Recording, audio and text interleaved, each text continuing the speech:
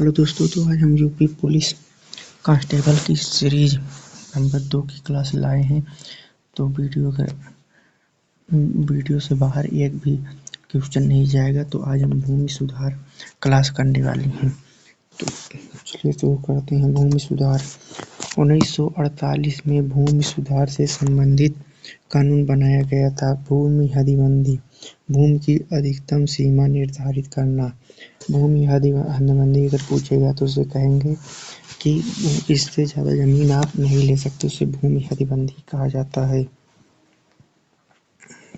चकबंदी, चकबंदी किसे कहते हैं? जोत के आकारों का और छोटा होने से रोकना।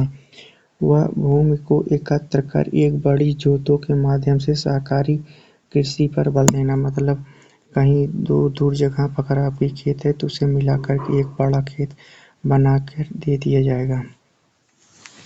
हरित क्रांति का द्वितीय चरण 1987 में शुरू हुआ। हरित क्रांति का द्वितीय चरण 1987 में शुरू हुआ था। सूखा पड़ने से 7वीं पंचवर्षीय योजना का पुनः मूल्यांकन किया गया था।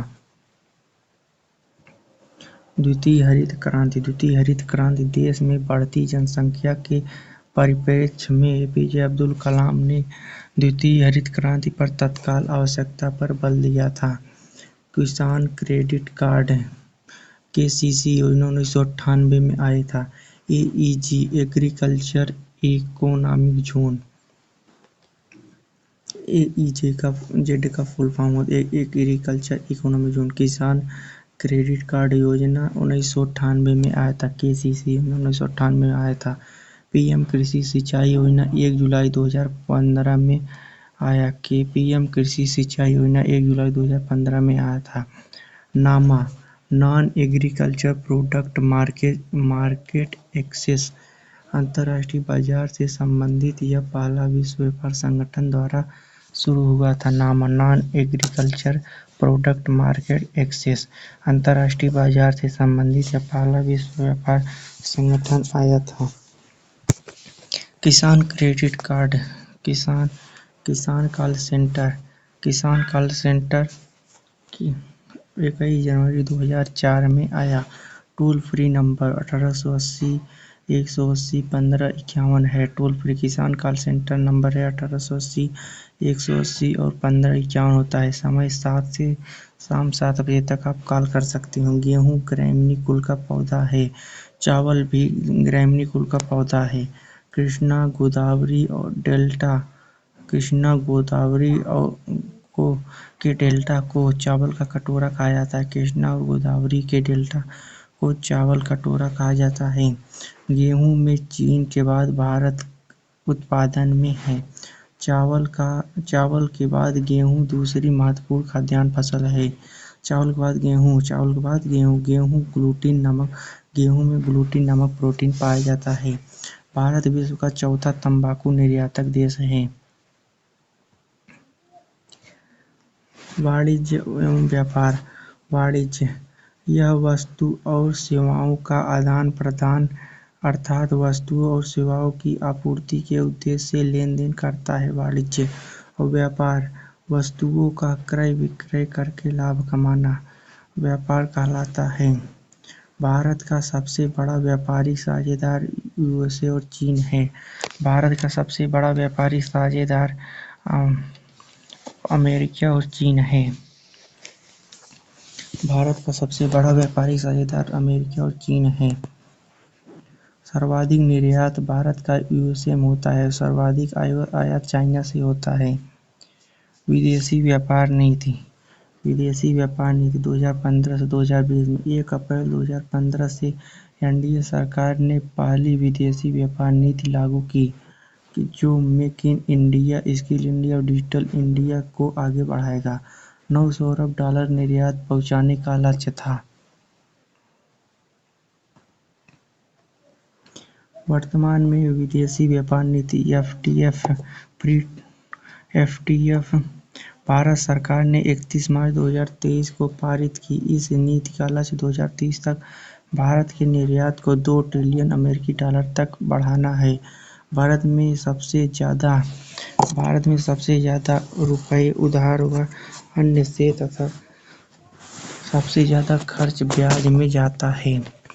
विदेशी व्यापार भारतीय विदेशी व्यापार संस्थान कहाँ स्थित है? नई दिल्ली में। भारतीय विदेशी व्यापार संस्थान नई दिल्ली में है।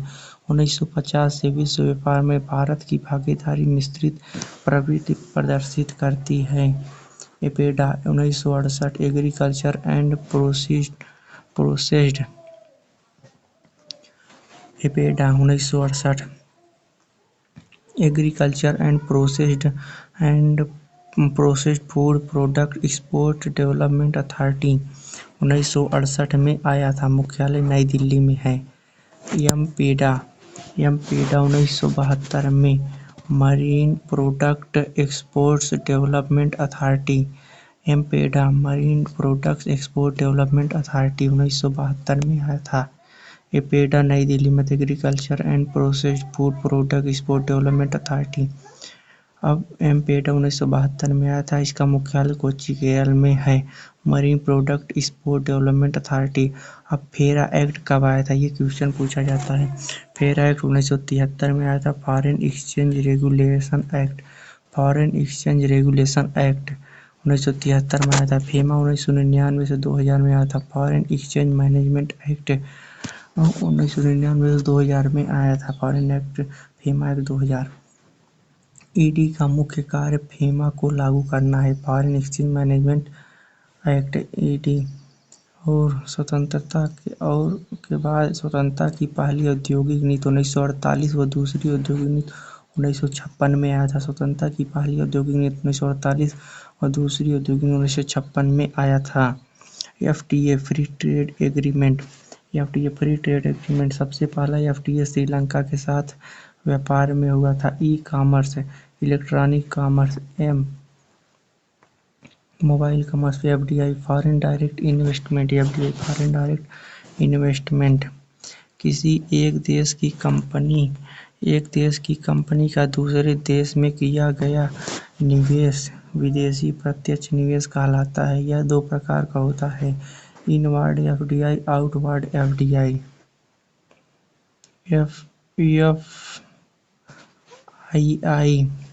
FI foreign institutional investor. FPI foreign portfolio investment. FDI foreign portfolio investment. FPI foreign portfolio और एफआईआई फॉरेन इंस्टीट्यूशनल इन्वेस्टर होता है। शेयर बाजार या स्टॉक मार्केट यह मुंबई के वर्ली में है, जिसे दलाल स्ट्रीट कहा जाता है। बाजार 9:15 शुरू होता है और 3:30 पर खत्म होता है। स्टेज और सैटरडे प्लस संडे ऑफ भी रहता है। शेयर बाजार और शेयर के प्रॉफिट को डिविडेंड कहा जाता है। शेयर के प्रॉफिट को डिविडेंड कहते हैं। बीएसई बॉम्बे स्टॉक एक्सचेंज 9 जुलाई 1875 में आया।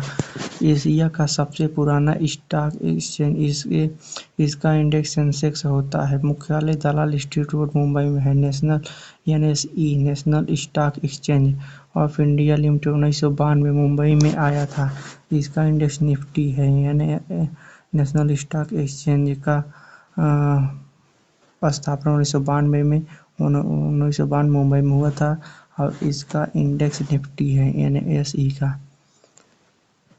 देश का सबसे बड़ा संगठित एवं व्यापक उद्योग कपड़ा का है।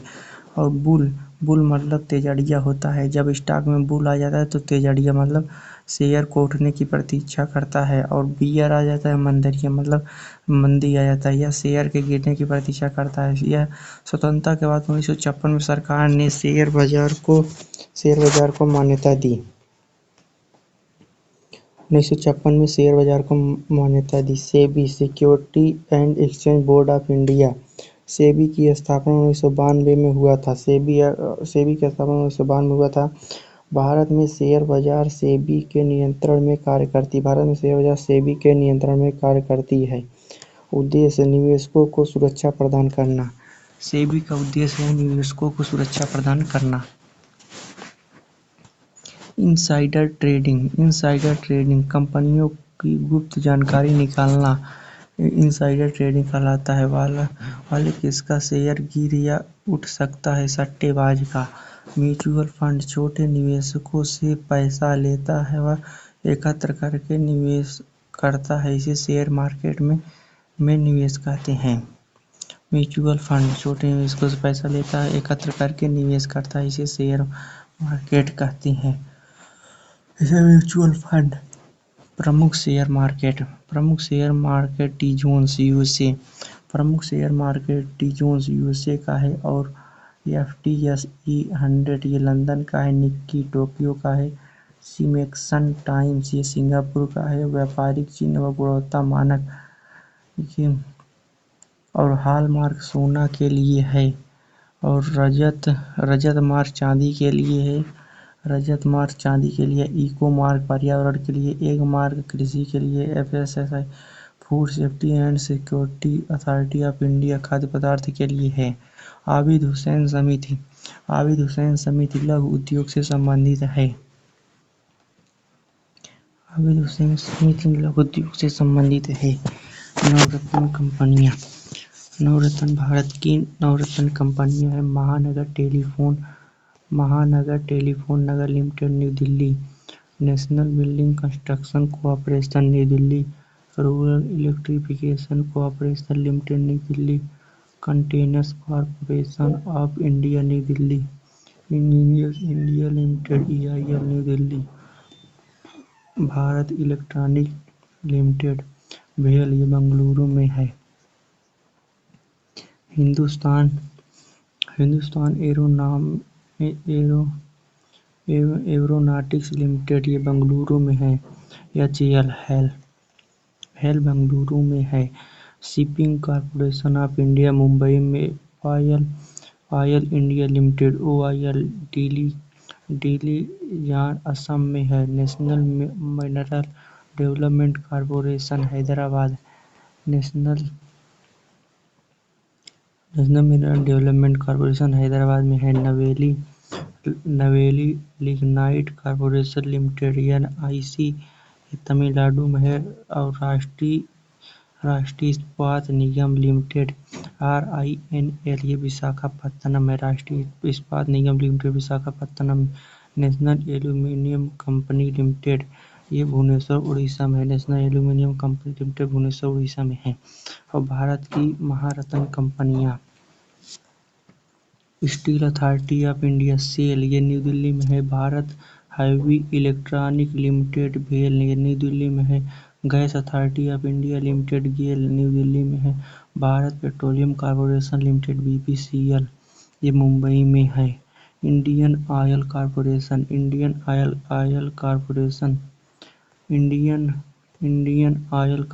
न्यू दिल्ली में है। कोल इंडिया लिमिटेड कोलकाता में है। Hindustan petroleum corporation limited Mumbai में है। National thermal power corporation NTPC New Delhi में है। Oil and natural gas corporation head office Dehradun पंजीकरण इस न्यू दिल्ली में है। और power finance corporation limited new Delhi में। Power grid corporation of India PGCIL ये गुरुग्राम में है। अब जनसंख्या देखते हैं।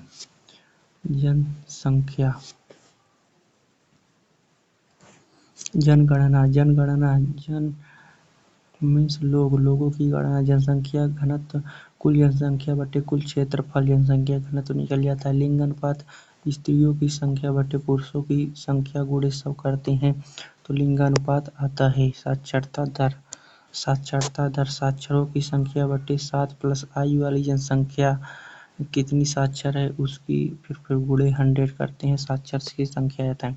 जनगणना का इतिहास देखते हैं। जनगणना एकमात्र भारतीय शहर स्वतंत्रता से पूर्व की पूर्ण जनसंख्या 1830 में हेनरी वाल्टर द्वारा ढाका में आयोजित की गई थी। भारत में पहली जनगणना अनियमित 1872 में लॉर्ड मेयो के समय में हुई थी। भारत में पहली नियमित जनगणना 17 फरवरी 1881 लॉर्ड रिपन के शासनकाल में हुई थी। पहली नियमित जनगणना 1881 के जनगणना आयुक्त डब्ल्यू सी प्लाडेन थे। पहली नियमित जनगणना 1881 में। इस जनगणना आयुक्त कौन थे? पहले जनगणना आयुक्त W.C. प्लॉडेन थे, W.C. प्लॉडेन। और 1881 के समय लॉर्ड रिपन के शासनकाल में हुआ था पहला नियमित जनगणना। भारत में जनगणना संगठन के लिए सर्वोच्च पद महारजिस्ट्रार व जनगणना आयुक्त होता है। ये क्वेश्चन पूछा गया था। महारजिस्ट्रार व जनगणना आयुक्त होता है जनगणना संगठन सर्वोच्च पद। स्वतंत्र भारत की पहली जनगणना 1951 में 1951 में आयुक्त श्री M.W.M. एट्स थे। 1951 में पहली जनगणना आयुक्त कौन थे? M.W.M. एट्स थे। वह R.A. गोपाल स्वामी के देखरेख में हुई थी। भारत में जनगणना गृह मंत्रालय के अधीन संविधान की संघ सूची की 7वीं अनुसूची तथा अनुच्छेद 246 के तहत केंद्र सरकार करवाती है। वर्तमान जनगणना 15वीं व स्वतंत्र भारत की 7वीं जनगणना है। स्वतंत्रता के बाद पहला जनगणना अधिनियम 1948 में आया था। जनगणना विभाग की स्थापना 1961 में गृह मंत्रालय के अधीन की गई थी। जनगणना विभाग की स्थापना 1961 में गृह मंत्रालय के अधीन की गई थी। जनगणना 2011 दो चरणों में संपन्न हुई। पहला चरण, जिसे हाउस ऑफ लिस्टिंग और हाउसिंग ए सेंसस कहा जाता है। दूसरा चरण, जनसंख्या गणना। 2011 की थीम हमारी जनगणना हमारा भविष्य है। 2011 की थीम हमारी जनगणना हमारा भविष्य है। 2011 की आवास सूची और आवास की जनगणना में 29 प्रश्न थे। 2011 के जनगणना आयुक्त डॉक्टर सी चंद्रमौली थे। 2011 के जनगणना आयुक्त डॉक्टर सी चंद्रमौली थे। 2011 से 21 के दशक में -0.31 की कमी आई, जिसका कारण अकाल एवं महामारियों का प्रकोप था। ये 2011 ये नहीं, ये इसमें 1911 होगा। ये 1911 होगा। 1911 व 21 के दौरान -0.31 की कमी आई थी, जिसका कारण अकाल एवं महामारी का प्रकोप था। फिर 1921 के बाद तीव्र जनसंख्या वृद्धि हुई और इसीलिए 1921 को महान विभाजक वर्ष भी कहा जाता है। ये क्वेश्चन भी पूछा गया था। 1921 को महान विभाजक वर्ष कहा जाता है। 2011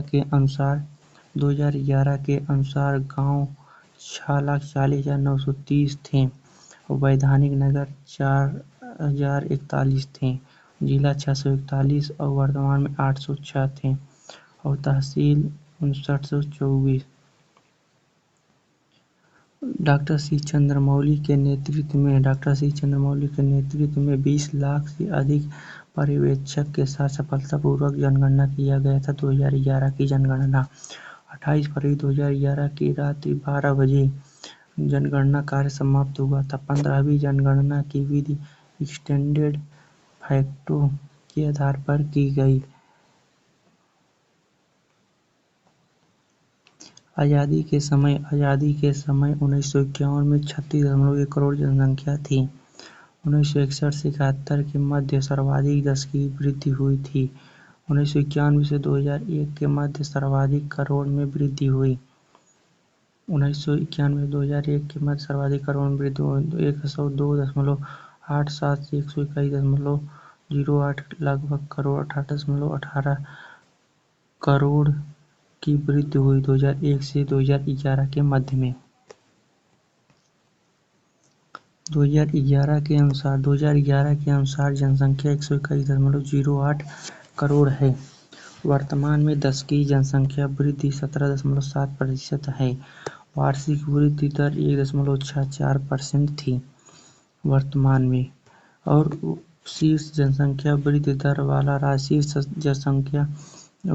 वाला राज्य कौन था? मेघालय 27.95% से और यूटी और केंद्र शासित प्रदेश